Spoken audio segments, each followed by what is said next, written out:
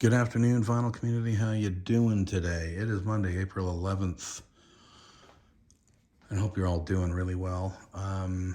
I was able to work from home this afternoon, so I'm happy about that, and that means I can jump in on a contest, do a video for a contest for JT's Record Room in celebration of hitting 1,000 subs. Man, that is outstanding considering I can't even crust 100. JT's over 1,000, 1.13 if I'm looking at it right now.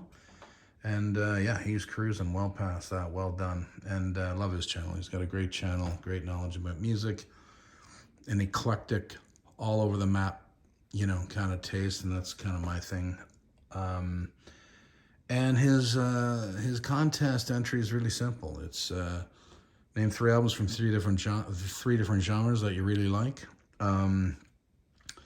One newer or newish record that you've bought recently or gotten into recently that you're listening to, and a guilty pleasure, a song, So that's not difficult to pull off at all. So I wanted to start off, and again, these are not. I'm just picking a record I really like. I don't have a favorite from. Yeah, I can't say, oh, this is a favorite record from this genre. I mean, it's hard enough for me to say it's my favorite record of the band, but it's just one I really love. And where are we going here? Oh, The Jam, Setting Suns from 1979. I love The Jam. I love everything Paul Weller has done, but I love this band. I loved them back then in the day. I guess I was exposed to them more in the early 80s, not in the late 70s, but what do we call this genre? What is this? Is this power pop, punk rock or punkish influence, power pop, whatever the Jam was. They were fabulous, and they were one of the best at it. And Setting Suns is one of their better records. At least I think so. It's fantastic. Really, I've always loved this record. On Polydor. Pretty sure this is a Canadian pressing. Yeah, more than likely. But anyway, The Jam, Setting Suns for the power pop or punky power pop genre submission. All right. Oh yes, here's another. So for the for the genre that can't be named, Frank Zappa, or we can just call it the Frank Zappa genre, and he's probably the best in that category. What do you? I don't know what Frank is. People call him progressive, jazz fusion. He can be hard rock. There's so many things that Frank was, and so many things he brought to music. There is the Palm Tree Boulevard Warner Brother label, which I've always loved. Anyway, from 1976, Zoetalure. It's ranked. It gets up there in some of my favorite Zappa records. But Zoetalure, fantastic. Terry Bozzio is on this, one of the greatest drummers in rock and roll history. And Frank Zappa, Zoetalure, in the genre of Frank Zappa. There you go. Okay. Jazz. The genre of jazz. Thelonious Monk, Crisscross. One of my favorite Thelonious records, I think. It's really, really good. I just grabbed it because I love it. And 2i Columbia there. Don't exactly know what year this. So this is a U.S. pressing. Oh no, Canadian. I believe this is mono. I have a stereo copy and a mono copy I was lucky to find. But anyway, in the world of jazz, Thelonious ranks among the best, or certainly ranks as one of my favorite artists in the jazz world. So that's why I guess I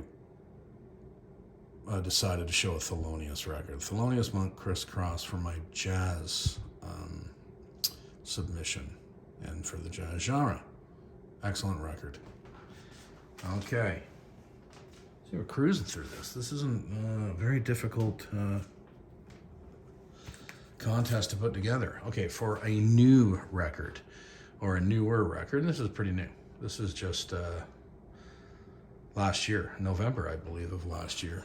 I've already shown this in an update video, but it is something I have been listening to. The Robert Plant and Alison Krauss, Raise the Roof, the second in their installment of Americana, bluegrass, whatever genre. I guess this doesn't matter what genre it is because it's just, in terms of the contest, it's just something new I'm listening to, and I can't say enough good things about it. It's excellent, and anyone who liked the original record, Raising Sand, I'm sure will love Raise the Roof. I can't actually, like I said in the update video, I can't believe they hadn't done one in the teens of the 20 teens somewhere, because I think the first one was 2008 or something like that. Now this is 2021. Like, why didn't something come out in 2014 or 2015? Anyway, Robert Plant, Alison Krauss, Raise the Roof from 2021. Phenomenal piece of work. Okay, the guilty pleasure. And I like this category. I like this ask. Now, before I show it, I don't want people to react poorly to me. I know I have friends in the vinyl community, or certainly one in particular, or maybe a couple that really like this band. This is a guilty pleasure for me because when I first got into music, this was probably the very first band that I went crazy about.